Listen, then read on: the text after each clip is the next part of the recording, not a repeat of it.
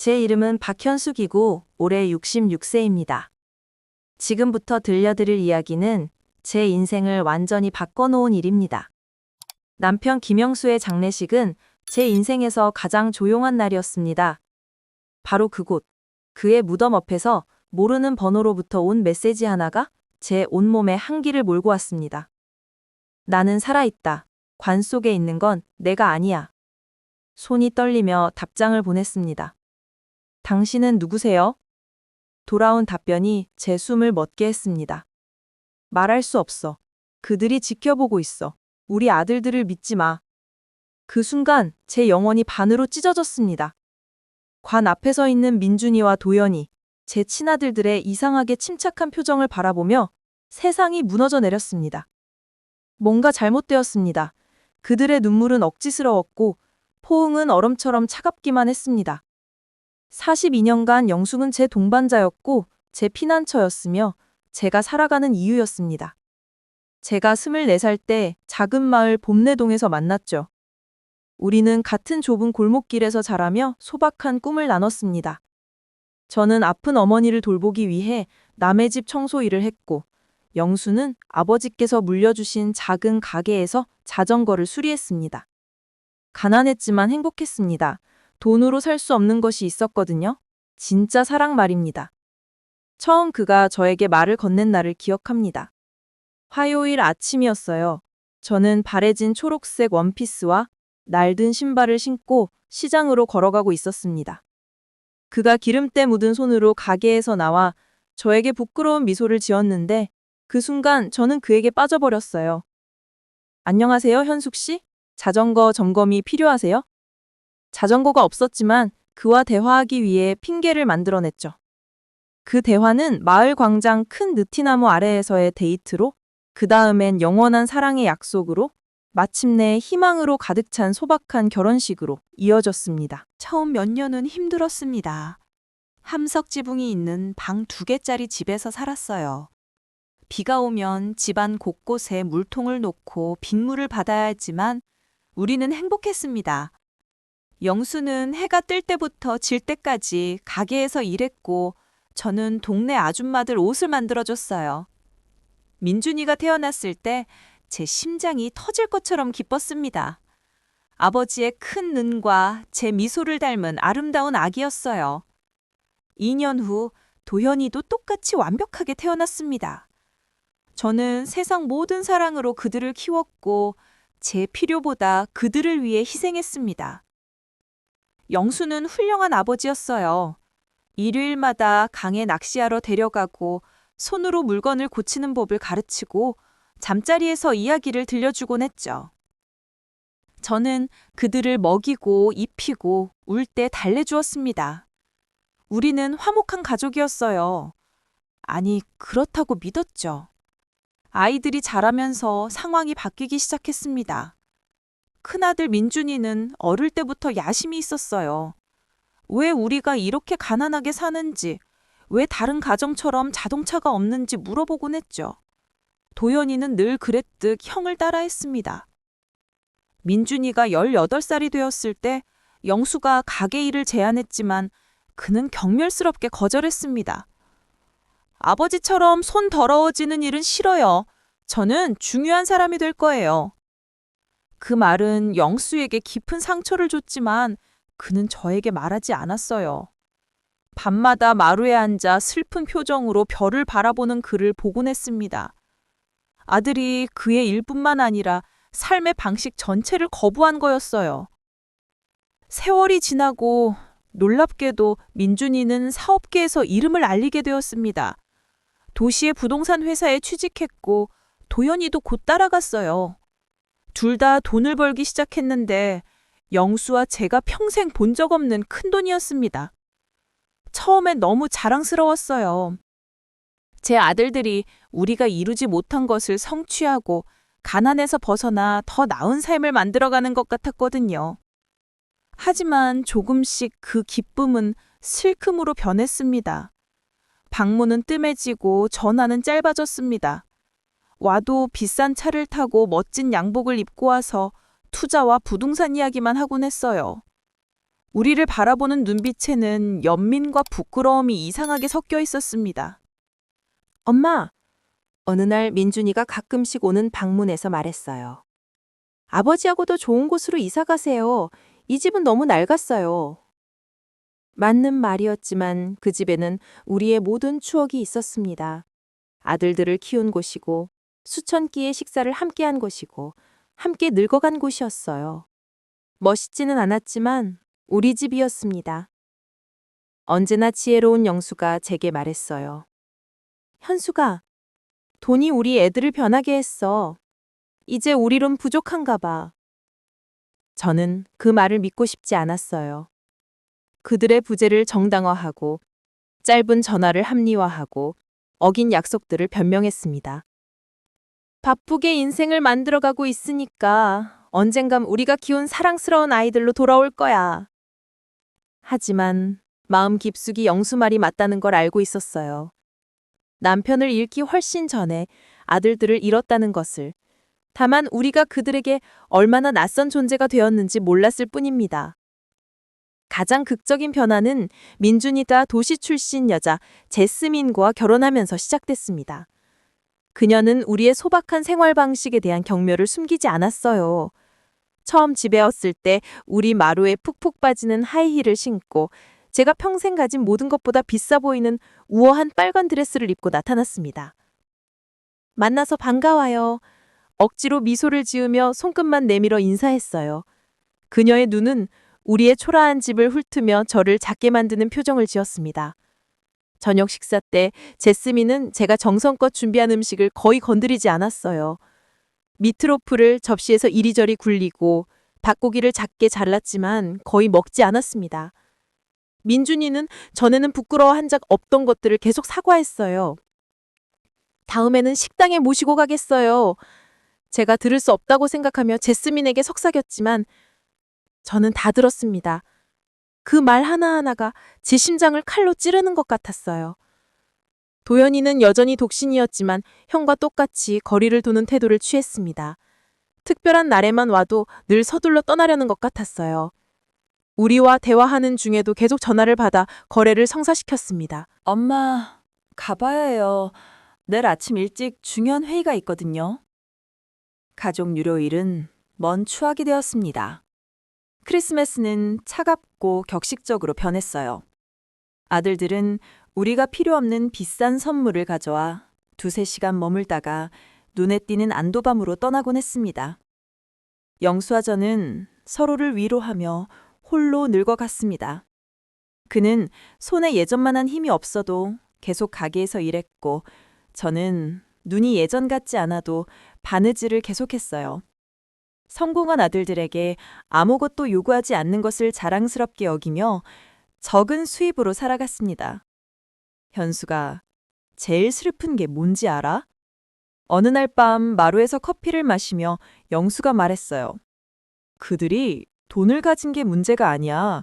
그 돈이 그들로 하여금 우리가 더 이상 중요하지 않다고 믿게 만든 거지. 언제나처럼 맞는 말이었습니다.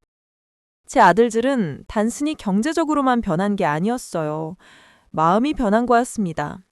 우리는 더 이상 사랑하는 부모가 아니었어요. 그들이 잊고 싶어하는 과거의 불편한 상기물일 뿐이었습니다. 민준이가 도시 고급 주택가에 2억 원짜리 집을 샀을 때 상황은 더 악화되었습니다.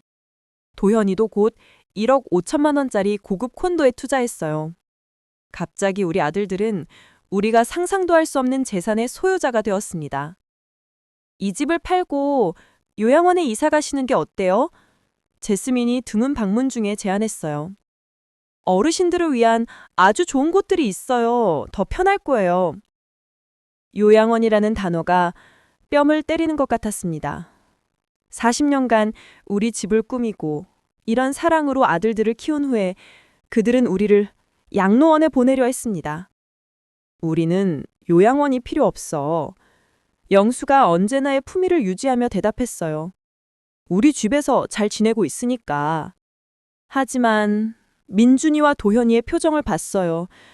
그들은 제스민의 아이디어를 지지했습니다. 그들에게 우리는 짐이었고 가장 편리한 방식으로 해결해야 할 문제였어요. 바로 그때부터 더 직접적인 제안들이 시작되었습니다. 어느 날 민준이가 우리와 상의하지도 않고 준비한 서류를 들고 왔어요. 아버지, 어머니, 완벽하게 익힌 가짜 미소를 지으며 말했어요. 미래에 대해 생각해봤어요. 이 집은 기껏해야 1,000만 원 정도 할 거예요. 팔면 제가 돈을 보태서 더 나은 곳으로 이사 갈 수 있어요. 우리에게는 수십 년간 행복했던 집보다 더 나은 곳은 없었습니다. 하지만 민준이는 그걸 이해하지 못했어요. 그에게는 모든 것이 숫자로, 금전적 가치로 귀결되었습니다. 게다가 그가 계속했어요. 아버지는 가게를 은퇴하셔야 해요. 벌써 70세시잖아요. 이제 쉬실 때가 됐어요. 영수가 무한한 슬픔으로 그를 바라봤습니다. 아들아, 일은 내게 짐이 아니야. 내가 살아있다는 걸 느끼게 해주고 내 하루에 의미를 주는 거란다. 하지만 다치실 수도 있잖아요. 늘 그랬듯 형을 뒷받침하는 도연이가 주장했어요. 그 나이에 사고가 나면 매우 위험할 거예요. 그들의 말은 걱정하는 것처럼 들렸지만 그 뒤에 뭔가 더 있다는 걸 감지했습니다. 조급함. 완전히 이해할 수 없는 절박한 말이에요. 이후 몇 달은 팽팽했습니다. 아들들은 우리가 집을 팔라는 압력을 증가시켰어요.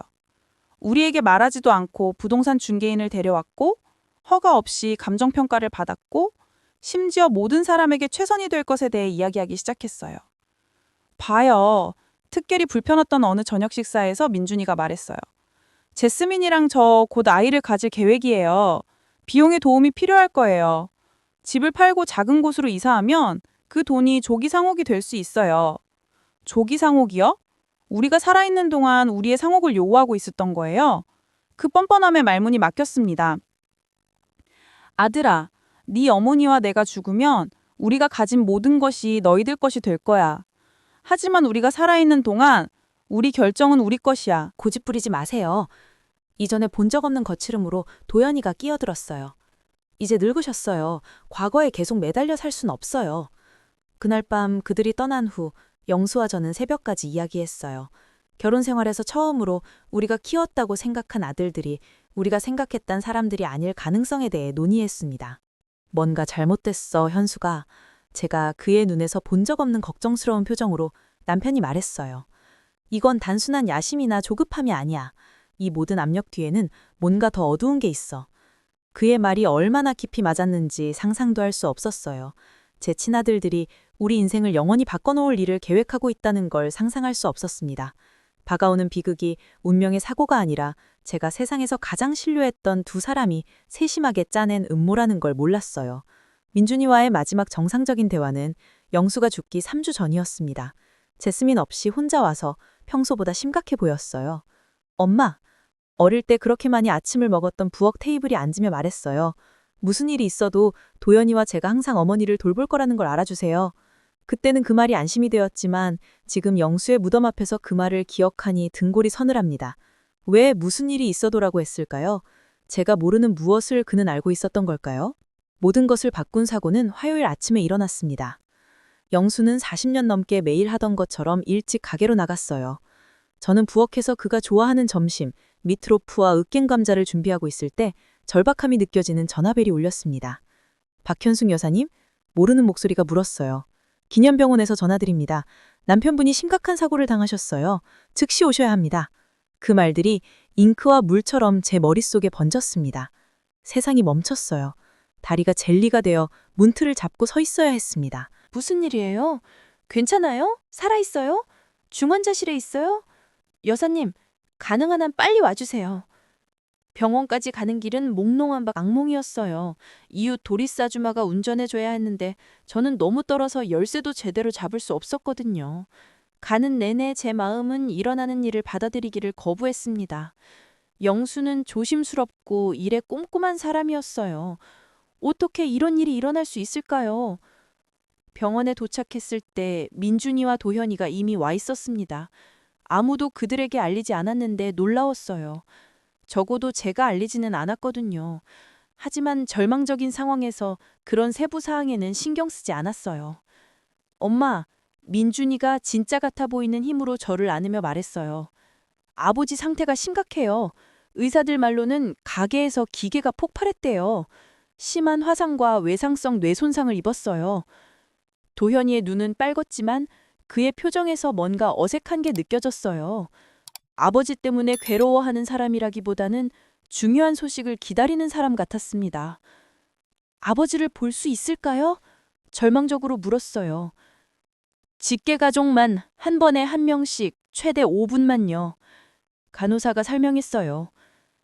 중환자실 방에 들어갔을 때 제 심장이 내려앉았습니다. 영수는 10여 개의 기계에 연결되어 있고 얼굴과 팔 배 부분이 붕대로 감싸져 있었어요. 거의 알아볼 수 없었습니다. 숨 쉬는 것도 힘들어 보였고 끊임없이 삐비거리는 기계들이 인공적으로 유지하고 있었습니다. 침대 곁으로 걸어가 유일하게 무사해 보이는 그의 손을 잡았어요. 영수야, 내가 왔어. 다 괜찮을 거야. 항상 그랬듯이 회복할 거야. 잠깐. 손에서 미세한 압력을 느꼈어요. 감은 눈꺼풀 뒤로 그의 눈이 움직였습니다. 그는 싸우고 있었어요. 제 전사가 저에게 돌아오기 위해 싸우고 있었습니다. 그 다음 3일은 제 인생에서 가장 긴 시간이었어요. 병원에서 거의 살다시피 하며 대기실의 불편한 의자에서 잠을 잤습니다. 민준이와 도연이가 번갈아 가며 저를 돌봤지만 그들은 항상 아버지를 위로하기보다는 의사들과 이야기하는데 더 관심이 있어 보였어요. 의료보험에 대해, 치료비에 대해 묻는 도연이의 대화 조각들을 우연히 들었습니다. 민준이는 전화로 생명보험과 수익자에 대해 이야기하고 있었어요. 엄마, 둘째 날 민준이가 저에게 말했어요. 아버지 보험을 검토했어요. 5천만 원 생명보험이 있어요. 7,500만 원까지 보상하는 산업재해 정책도 있고요. 영수가 여전히 살기 위해 싸우고 있을 때 왜 그는 저에게 돈 이야기를 하는 걸까요? 왜 아버지의 회복 대신 보험을 걱정하는 걸까요? 돈은 관심 없어요. 저는 거칠게 대답했어요. 아버지가 나아지기만 하면 돼요. 물론이에요, 엄마. 그가 말했지만 그의 눈에서 마음에 들지 않는 뭔가를 봤어요. 차가움. 아버지가 죽어가고 있는 동안 돌아가는 계산기 같은 것이었습니다. 셋째 날, 의사들이 제 인생에서 가장 충격적인 소식을 전했습니다. 자비로운 표정의 나이든 패터슨 박사가 작은 사무실에서 우리를 모았어요. 박현숙 여사님, 그가 부드럽게 시작했어요. 남편분의 상태가 위중합니다. 화상이 감염되었고 두부 외상이 처음 생각보다 심각해요. 현실적으로 받아들이셔야 합니다. 그게 무슨 뜻이에요? 마음은 이미 답을 알고 있었지만 물었어요. 최악의 상황에 대비해야 한다는 뜻입니다. 남편분은 인공 혼수 상태에 있어요. 무기한 생명을 유지시킬 수는 있지만 삶의 질이 의식을 되찾을 가능성은 거의 없어요. 제 세상이 무너져 내렸습니다. 42년의 결혼 생활, 함께 쌓아올린 전체 인생이 연기처럼 사라지고 있다고 말했어요. 모든 걸 시도해보고 싶어요. 흐느끼며 말했어요. 비용이나 시간이 얼마나 걸리든 상관없어요. 하지만 민준이와 도연이가 교환한 시선이 저를 깊이 불안하게 했습니다. 엄마. 민준이가 이해하려는 목소리로 말했어요. 현실적이어야 해요. 아버지는 이렇게 살고 싶어 하지 않으실 거예요. 항상 누구에게도 짐이 되고 싶지 않다고 하셨잖아요. 짐이라고요? 저는 가슴에서 분노가 치밀어 오르는 걸 느꼈어요. 그분은 당신의 아버지예요. 짐이 아니야. 당신을 키워주시고 평생 최선을 다해 당신에게 줄 수 있는 모든 걸 주신 분이라고. 알아요, 엄마. 도연이가 끼어들었어요. 하지만 어머니도 생각해야 해요. 의료비가 엄청날 거예요. 모든 저축을 날려버릴 수도 있어요. 또 돈. 항상 돈이었어요. 제 남편이 죽어가고 있는데 그들은 비용을 계산하고 있었습니다. 그날 밤, 병실에서 혼자 영수의 손을 잡고 들을 수 있는 것처럼 그에게 말했어요. 여보, 어떻게 해야 할지 모르겠어. 의사들은 희망이 없다고 하지만 당신을 놓을 수 없어. 당신 없는 인생은 상상할 수도 없어. 바로 그때 지금도 소름이 돋는 일이 일어났습니다. 그의 손가락이 살짝 움직이며 거의 감지할 수 없는 힘으로 제 손을 쥐었어요. 입술이 뭔가 말하려는 것처럼 움직였지만 소리는 나지 않았습니다. 절망적으로 간호사를 불렀어요. 반응하고 있어요. 말하려고 해요. 하지만 그들이 도착했을 때 영수는 이전 상태로 돌아가 있었습니다. 간호사가 모니터를 확인하고 고개를 저었어요. 가끔 무의식적인 근육 경련이 있어요, 여사님. 의식이 있다는 뜻은 아니에요. 하지만 저는 제가 느낀 게 무엇인지 알고 있었어요. 영수가 저와 소통하려고 했던 거예요. 중요한 무언가를 말하려고 싸우고 있었던 거였습니다. 이틀 후, 금요일 새벽, 기계 경보가 울렸습니다. 불빛이 깜빡이고 간호사들이 영수의 방으로 달려들었어요. 복도에서 졸고 있던 저를 소음이 깨웠습니다. 안 돼, 안 돼, 안 돼! 방으로 뛰어가며 소리쳤어요. 의사들이 40분간 소생술을 시도했지만 소용없었습니다. 새벽 4시 37분, 영수는 공식적으로 사망 선고를 받았습니다. 그 순간 느꼈던 고통은 육체적이었어요. 마치 심장이 가슴에서 찢어져 나가는 것 같았습니다. 아직 따뜻한 그의 몸을 안고 침대 옆에 주저앉아 그가 영원히 떠났다는 것을 받아들이기를 거부했어요. 민준이와 도연이는 아버지가 죽고 1시간 후에 병원에 도착했습니다. 전화를 기다리고 있었던 것처럼 준비되어 보였어요. 서류와 문서, 장례식장 전화번호를 들고 왔습니다. 벌써 봄내 장례식장과 얘기했어요. 제가 여전히 통곡하고 있을 때 민준이가 말했어요. 오늘 아침에 시신을 모실 수 있어요. 보험에도 연락했어요. 도연이가 덧붙였어요. 청부 절차가 이미 진행 중이에요. 아버지를 잃은 지 1시간 만에 어떻게 그렇게 효율적이고 체계적이고 차갑게 굴 수 있을까요? 뭔가 잘못되었어요. 하지만 제 슬픔이 너무 강렬해서 명확하게 생각할 수 없었습니다. 장례식은 다음 월요일로 잡혔어요. 민준이가 저와 제대로 상의하지도 않고 모든 준비를 맡았습니다. 가장 간단한 관을 선택하고 가장 짧은 예배를 택했어요. 마치 모든 걸 빨리 끝내고 잊어버리고 싶어 하는 것 같았습니다. 아버지가 원하셨을 거예요. 결정에 참여시키지 않는다고 불평했을 때 그가 말했어요. 간단한 것, 번거롭지 않은 것으로요. 하지만 영수는 이런 무례할 정도로 서두르는 매장과 망각보다 더 나은 대우를 받을 자격이 있었어요. 장례식 날이 왔어요. 하늘도 영수를 위해 우는 것처럼 흐리도 추웠습니다. 어머니 장례식 때 입었던 유일한 검은 드레스를 입었어요. 손이 너무 떨려서 도리스 아줌마가 뒤쪽 작은 단추들을 채워줘야 했습니다. 힘내요, 현숙 씨. 소중한 친구가 조심스럽게 제 머리를 빗으며 속삭였어요. 영수 씨는 당신이 강하게 있는 모습을 보고 싶어 하실 거예요. 하지만 강하다는 느낌이 들지 않았어요. 영혼 없는 껍데기 같았습니다. 42년의 결혼 생활은 그렇게 쉽게 묻힐 수 없어요. 집의 모든 물건이 그를 떠올리게 했습니다. 식탁 위에 그의 커피잔, 마루의 공구들, 여전히 그의 냄새가 나는 베개까지.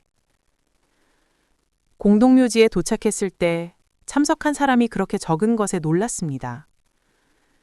가게에서 함께 일한 동료들, 이웃들, 지인들이 더 많이 올 줄 알았는데 민준이, 도연이, 제스민, 도리스, 저, 그리고 목사님만 있었어요.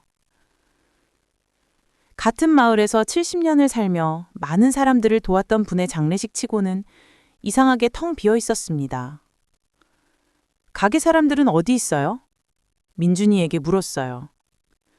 아무도 귀찮게 하고 싶지 않았어요. 그가 재빨리 답했어요. 아버지는 사생활을 중시하는 분이셨어요.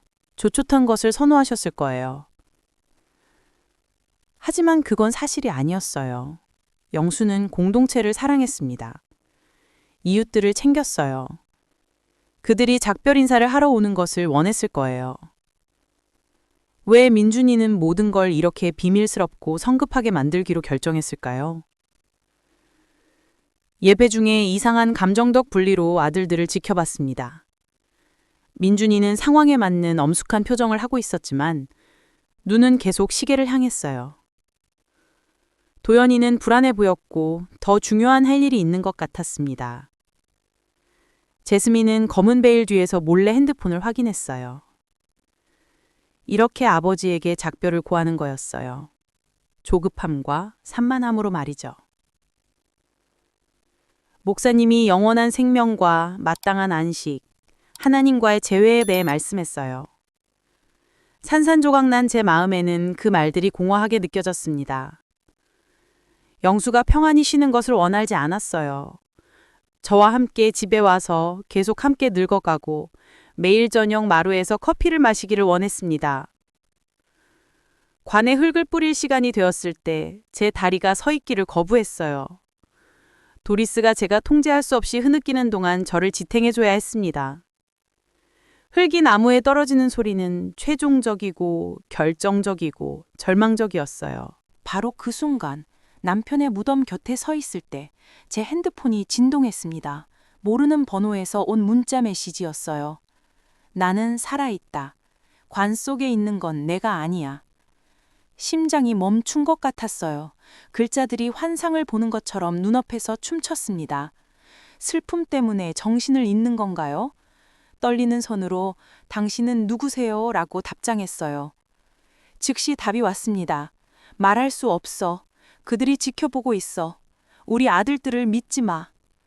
핸드폰이 뜨거운 것처럼 손에서 떨어졌어요.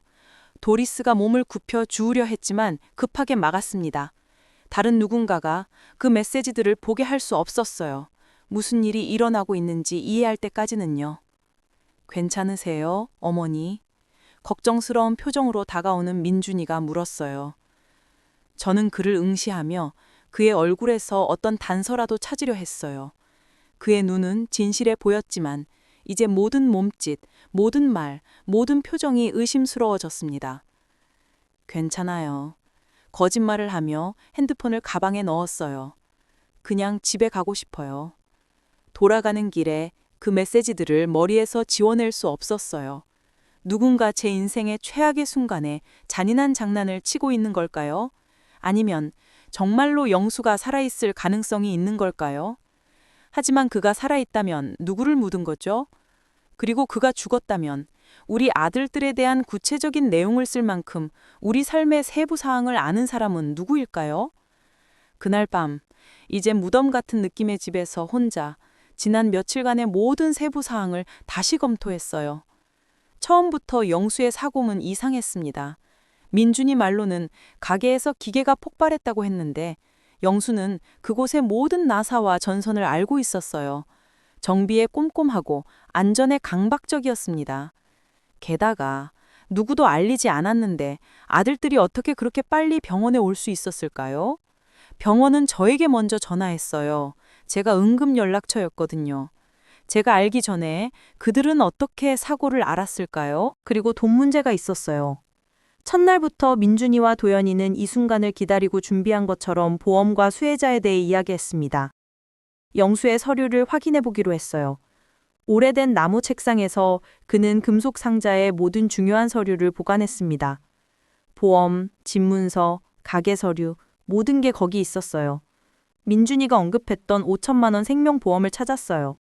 하지만 기억나지 않는 게 하나 있었습니다.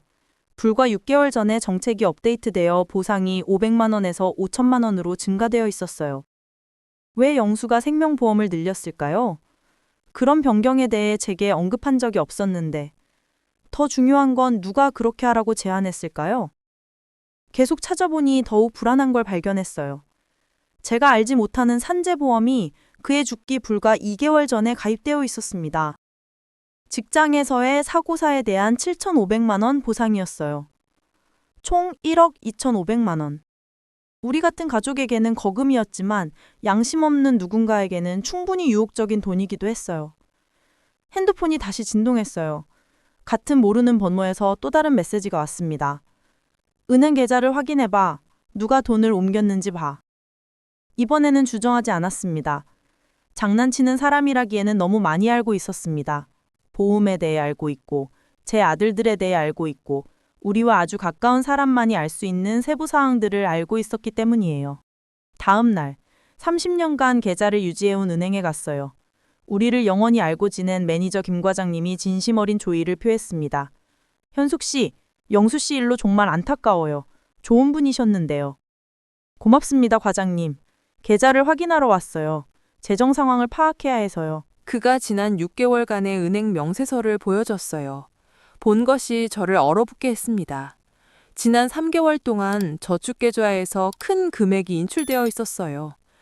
1월에 100만 원, 2월에 300만 원, 3월에 400만 원.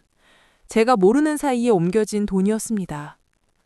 누가 이런 인출을 승인했죠? 목소리가 떨렸어요. 남편분이 직접 오셨어요. 김 과장님이 설명했어요. 가게 수리를 위해 돈이 필요하다고 하셨죠. 하지만 저는 집안 가게를 맡고 있었어요. 우리가 얼마나 가지고 있는지, 뭘 쓰는지 정확히 알고 있었습니다. 영수는 가게의 비싼 수리에 대해 언급한 적이 없었고, 저축에서 수백만 원을 인출하는 것에 대해 이야기한 적도 없었어요. 인출 서명을 볼 수 있을까요? 물었어요. 그가 영수증들을 보여줬어요. 확실히 영수의 서명 같아 보였지만 필체가 뭔가 어색했어요. 평소 단단하고 명확한 글씨와는 달리 너무 떨리고 불확실해 보였습니다. 과장님, 심장이 뛰며 물었어요. 혼자 와서 인출한 건가요? 아니면 누군가와 함께 온 건가요? 그가 잠시 생각했어요. 말씀하고 보니 아들분 중 한 분과 한두 번 같이 오신 것 같아요. 민준 씨였나? 안경 없이는 서류를 읽기 힘들다고 해서 아버지를 도와준다고 하였죠. 민준이. 제 아들이 제가 모르는 돈 인출에 관여했던 거였어요. 영수의 지친 눈을 핑계로 사용하면서 말이에요. 하지만 영수는 안경을 끼면 완벽하게 볼 수 있었고 하루 종일 안경을 벗지 않았어요. 그날 오후 은행 영수증을 계속 들여다보고 있을 때 또 다른 메시지를 받았습니다. 보험 증가는 그들 아이디어였어. 당신을 위해 더 많은 보호가 필요하다고 영수를 설득했어. 함정이었다고. 더 이상 눈앞에 쌓이고 있는 증거들을 부인할 수 없었어요.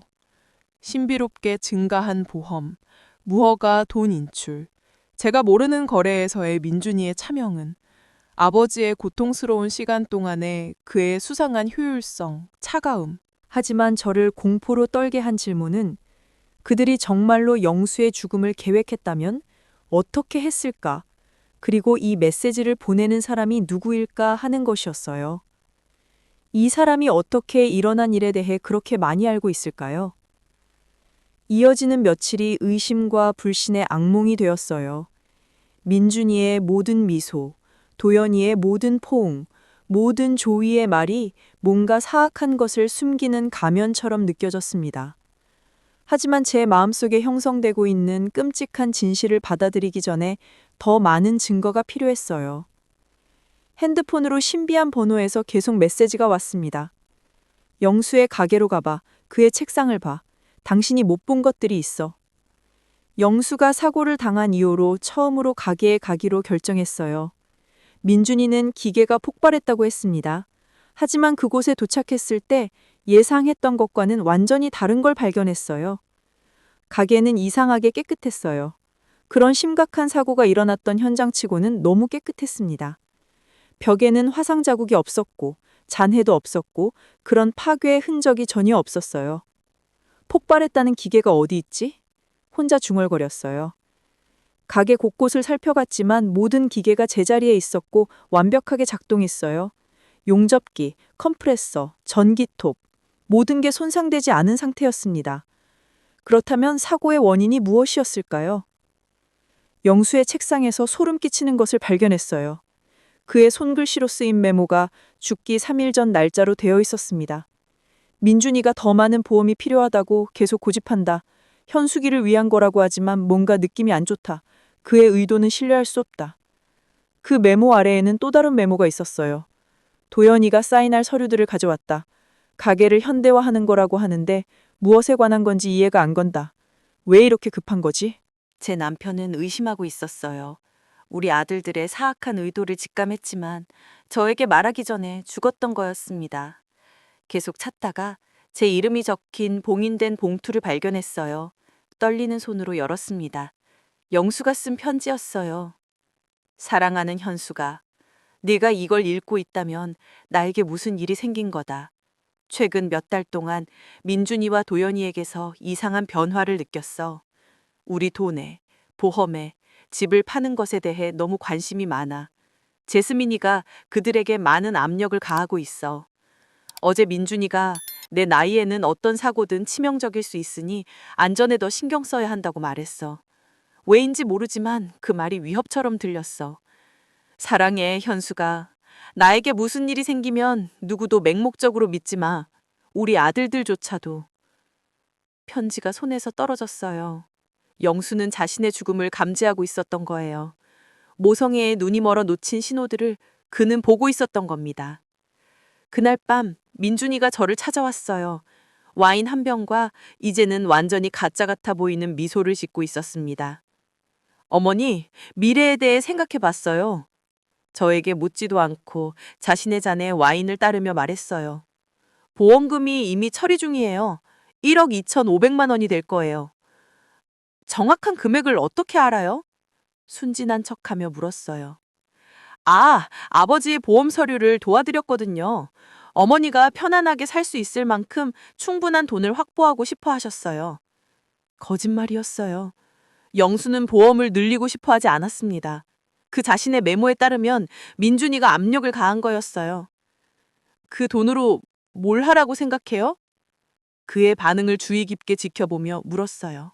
그의 눈이 오싹하게 반짝였어요. 더 작고 아늑한 집을 사시거나 아니면 더 좋게는 좋은 요양원으로 이사하세요. 그곳에서 친구들과 의료 서비스를 받을 수 있을 거예요. 도연이와 제가 어머니 돈을 관리해서 더 오래 쓸 수 있게 도와드릴게요. 제 돈을 관리한다고요? 그냥 어머니를 돌보고 싶을 뿐이에요. 어머니 연세에는 사기를 당하거나 나쁜 재정 결정을 하기 쉬워요. 저희는 투자와 사업을 알거든요. 몇 년 안에 그 금액을 3배로 늘릴 수 있어요. 제 돈을 3배로 늘리거나 자신들 주머니로 사라지게 만들거나. 생각해 볼게요. 시간을 벌려고 말했어요. 물론이에요. 제스민이 가짜 상냥함으로 말했어요. 하지만 너무 오래는 안 돼요. 어머니를 위해서요.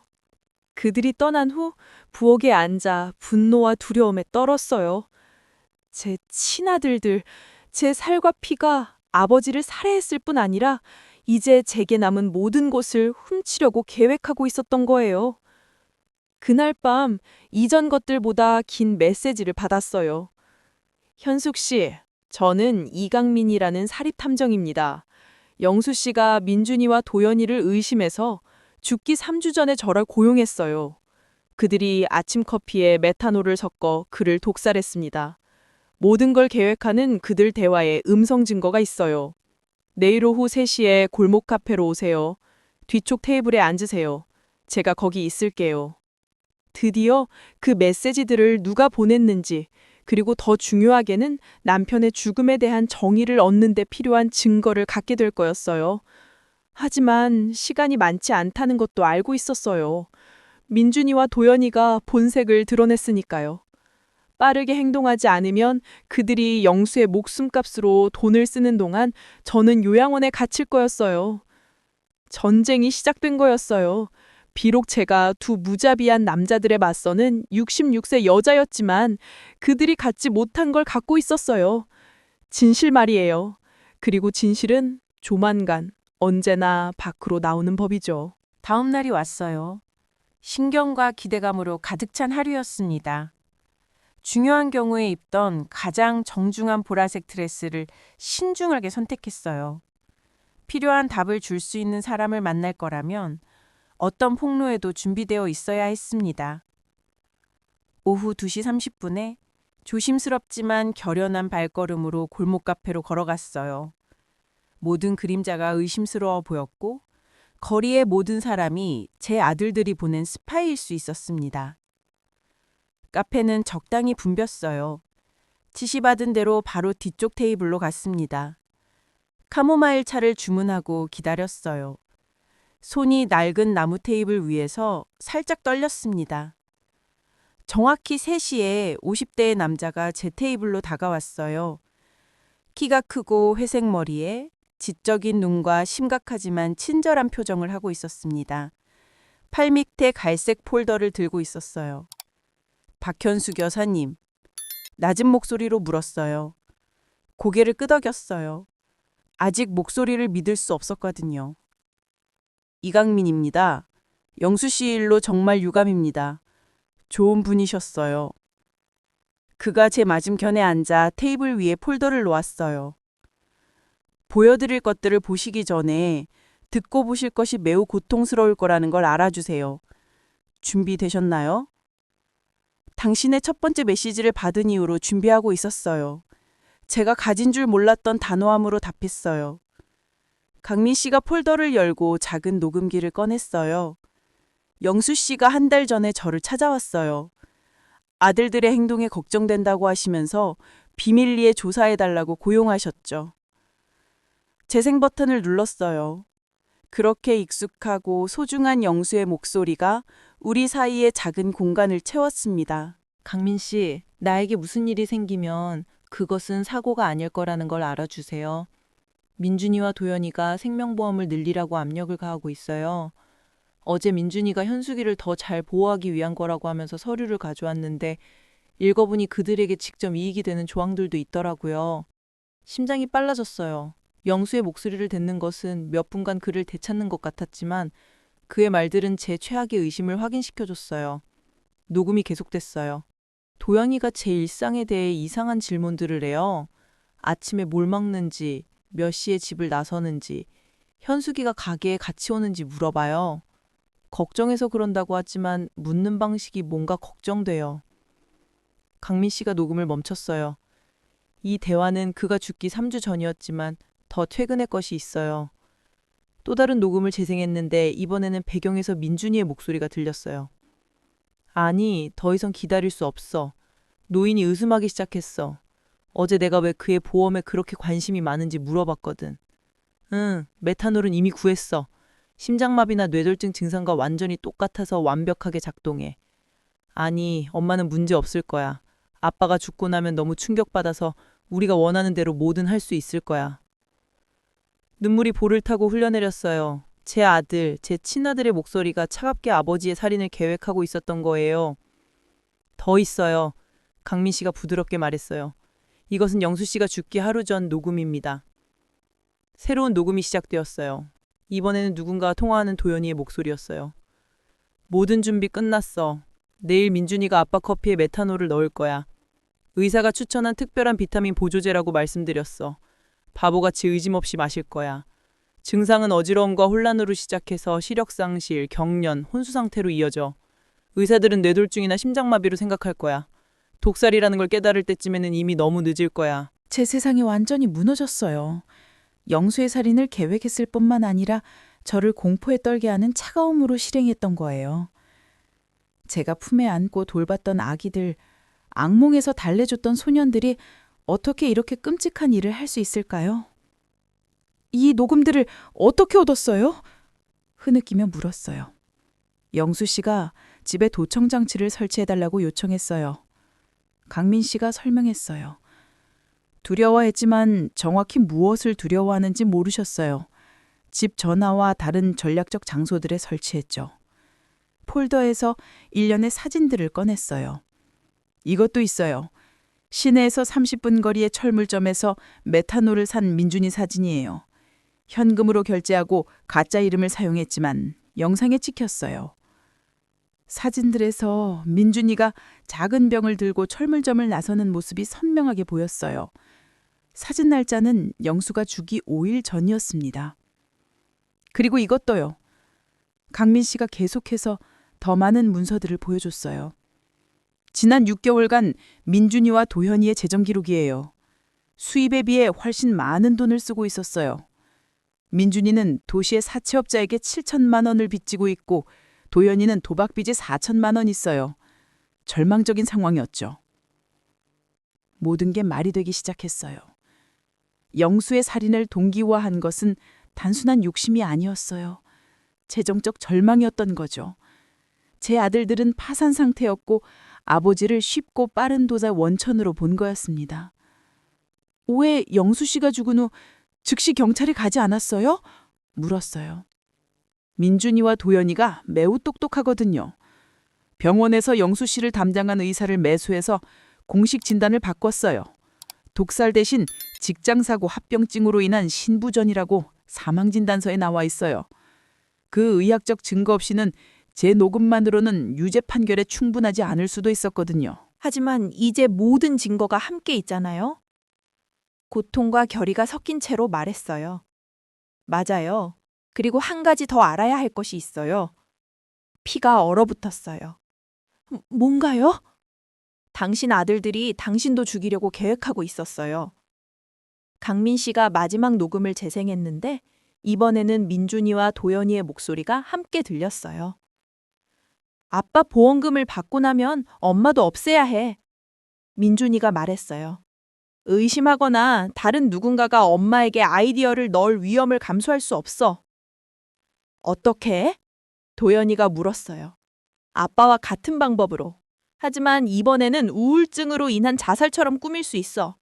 남편 없이 살 수 없는 과부. 아무도 의심하지 않을 거야. 그리고 그 돈은 우리가 유일한 상속자니까 모든 게 우리 것이 될 거야. 집, 저축, 보험금. 거의 2억 원이야. 녹음이 멈췄어요. 통제할 수 없이 떨고 있었어요. 제 아들들은 아버지를 살해했을 뿐만 아니라 저도 살해할 계획을 세우고 있었던 거예요. 모든 게 돈 때문이었어요. 박현숙 여사님, 강민 씨가 부드럽게 말했어요. 이게 충격적이라는 걸 알지만 그들이 한 일에 대해 대가를 치르게 할 충분한 증거가 있어요. 이제 뭘 해야 하죠? 눈물을 닦으며 물었어요. 첫째, 이 모든 증거를 가지고 경찰에 가야 해요. 오커넬 경사는 정직한 사람이에요. 부패에 연루되지 않았거든요. 둘째, 빨리 행동해야 해요. 당신 아들들이 내일 당신을 정신적으로 무능력하다고 선언하려고 계획하고 있어요. 성공하면 법적으로 진행하기가 훨씬 어려워질 거예요. 내일이요? 네.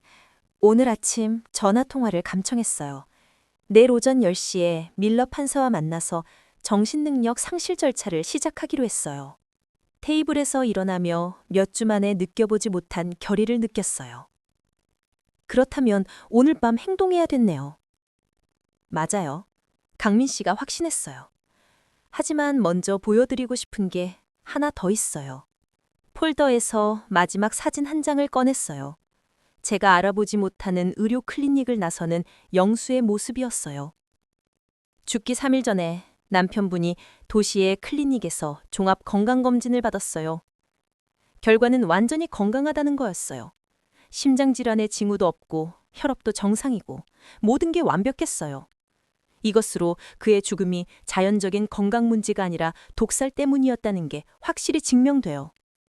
그것이 우리에게 필요한 마지막 증거였어요. 영수는 자신의 아들들에게 살해당한 공강한 남자였던 거죠. 강민 씨, 그의 손을 잡으며 말했어요. 남편과의 약속을 지켜주셔서 감사해요. 이제 정의를 실현합시다. 그날 밤 강민 씨와 저는 바로 경찰서로 갔어요. 오쿠늘 경사가 그 주 야간 근무를 하고 있어서 우리 목적에는 완벽했습니다. 도착했을 때는 8시였고 선은 비교적 조용했어요. 오쿠넬 경사님, 단호한 목소리로 말했어요. 제 남편 김영수의 살인에 대해 정식 고발장을 접수하고 싶어요. 경사가 놀라며 저를 바라봤어요. 살인이라고요? 박현숙 여사님, 사망진단서에는 직장 사고 후 심장 합병증으로 죽었다고 나와 있는데요. 사망진단서는 거짓이에요. 강민 씨의 폴더를 그의 책상에 놓으며 답했어요. 제 남편은 친아들들이 메탄올로 의도적으로 독살한 거예요. 다음 2시간 동안 강민 씨와 저는 모든 증거를 제시했어요. 음성 녹음들, 민준이가 메탄올을 사는 사진들, 무허가 인출을 보여주는 은행 문서들, 영수의 완벽한 건강을 증명하는 의료 결과들, 그리고 마지막으로 제 아들들이 아버지의 살인과 저를 죽일 계획까지 자백하는 녹음된 대화들. 오코넬 경사는 각 녹음을 점점 심각한 표정으로 들었어요. 끝났을 때 그는 의자에 기대어 믿을 수 없다는 듯 고개를 저었습니다. 이건 이건 끔찍해요. 그가 중얼거렸어요. 정말 이 일을 끝까지 하시겠어요? 박현숙 여사님? 아들들을 체포하면 되돌릴 수 없어요. 경사님, 제가 가진 모든 품위를 다해 답했어요. 그 남자들이 돈 때문에 냉혈하게 제 남편을 살해했어요. 저까지 살해할 계획을 세우고 있었고요. 그들은 더 이상 제 아들이 아니에요. 자신들의 범죄의 대가를 치러야 할 범죄자들이에요. 메탄올의 존재를 확인하기 위해 법의관이 영수 씨의 시신을 부검해야 할 거예요. 경사가 설명했어요. 준비되셨나요? 필요한 건 뭐든 하세요. 주저없이 답했어요. 오코넬 경사가 즉시 검사에게 전화했어요. 늦은 시간임에도 불구하고 사건의 심각성 때문에 검사가 직접 서에 나왔습니다.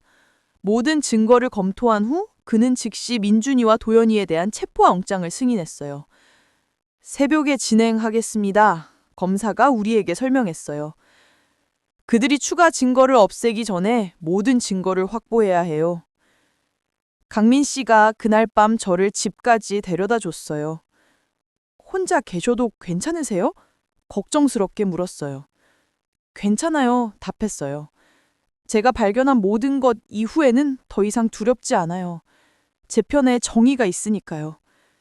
그날 밤 잠들 수 없었어요. 부엌에 앉아 벽에 걸린 영수의 사진들을 바라봤습니다.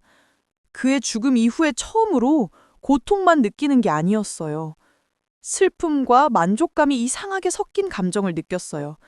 그의 살인에 대한 정의가 곧 실현될 거라는 걸 알면서 말이에요.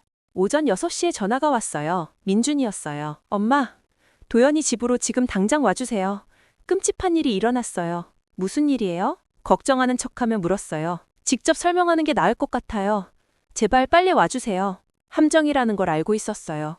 전날 밤 녹음을 들은 후에는 그들이 저를 제거할 기획을 앞당기려 한다는 걸 알았습니다. 하지만 경찰이 이미 그들을 체포하러 가고 있다는 것도 알고 있었어요. 지금 가고 있어요. 거짓말했어요. 도연이 집으로 가는 대신 부엌에 머물면서 기다렸어요.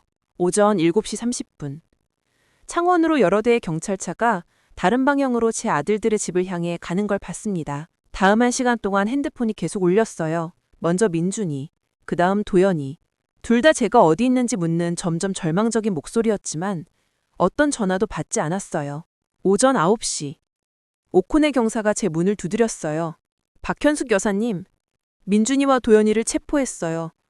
1급 살인과 살인 음모 혐의로 경찰 구류 중이에요. 다리가 떨렸지만 이번에는 두려움 때문이 아니었어요. 안도감 때문이었어요. 어떻게 반응했어요? 물었어요. 민준이는 처음에는 모든 걸 부인했지만 노군을 들려줬을 때 무너졌어요. 도연이는 집 뒷창문으로 도망치려 했어요. 6블록이나 쫓아가야 했어요. 그날 오후 제스민이 저를 보러 왔어요. 흐느끼며 애원하며 도착했는데 제가 알던 차갑고 계산적인 여자와는 완전히 달랐어요. 현숙 어머님, 제발 민준이에 대한 고발을 취하해 주세요. 그는 나쁜 사람이 아니에요. 빚 때문에 절망적이었을 뿐이에요. 이것도 제 잘못이에요. 제가 돈을 찾으라고 너무 압박했어요. 조금의 동정심도 없이 그녀를 바라봤어요. 제스민, 당신 남편이 제 남편을 독살했어요. 저까지 살해할 계획을 세웠고요. 그런 일에는 어떤 설명이나 정당화도 있을 수 없어요. 하지만 우리는 가족이잖아요. 절망적으로 소리쳤어요.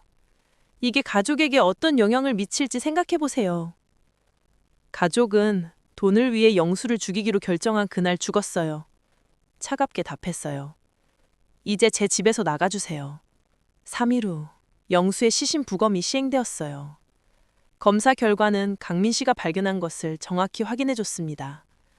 그의 몸에서 치명적 수준의 메탄올이 발견되었고 죽기 전 경험한 모든 증상을 일으킬 만큼 충분한 양이었어요.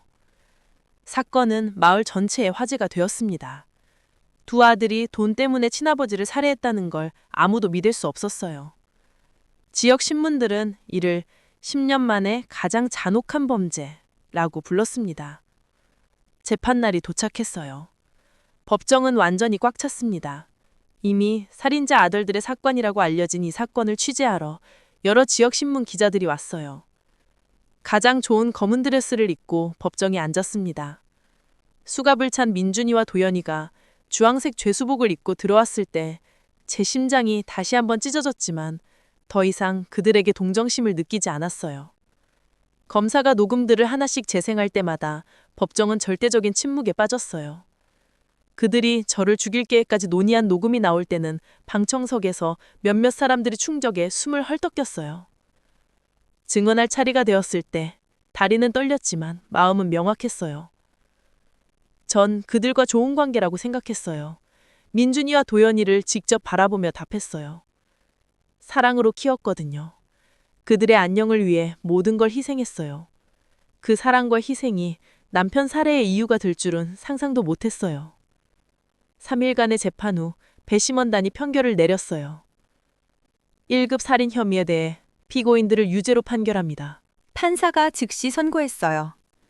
민준 씨와 도현 씨, 아버지에 대한 계획적 살인과 어머니에 대한 살인 음모로 30년간 가석방 없는 종신형을 선고합니다.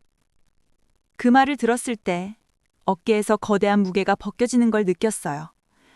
마침내 영수를 위한 정의가 실현되었습니다. 6개월 후 제스민이 마을을 떠났다는 소식을 들었어요. 살인자의 성을 가지고 사는 것이 쉽지 않았을 거예요. 오늘, 5년이 지난 지금 저는 평화롭게 작은 집에서 살고 있어요. 영수의 가게를 꽃밭으로 바꿔 매주 일요일 그의 무덤에 가져다 놓을 꽃들을 기르고 있습니다. 이웃들이 가끔 아들들이 그립지 않냐고 물어요.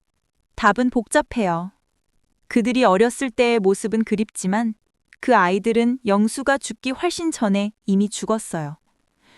진정한 가족은 피가 아니라 사랑, 충성, 상호 존중으로 정의됩니다. 42년간 영수가 제 진정한 가족이었어요. 정의가 영수를 되돌려주지는 않았지만 평안을 주었습니다. 조용한 밤, 함께 커피를 마셨던 마루에 앉으면 그의 존재를 느낄 수 있어요. 저 끝까지 올바른 일을 할 만큼 강했다고 자랑스러워하는 것 같아요. 이 이야기가 마음에 드셨나요? 어느 도시에서 들으셨는지 댓글로 알려주세요. 구독과 좋아요로 응원해주시고 다음 이야기에서 만나요.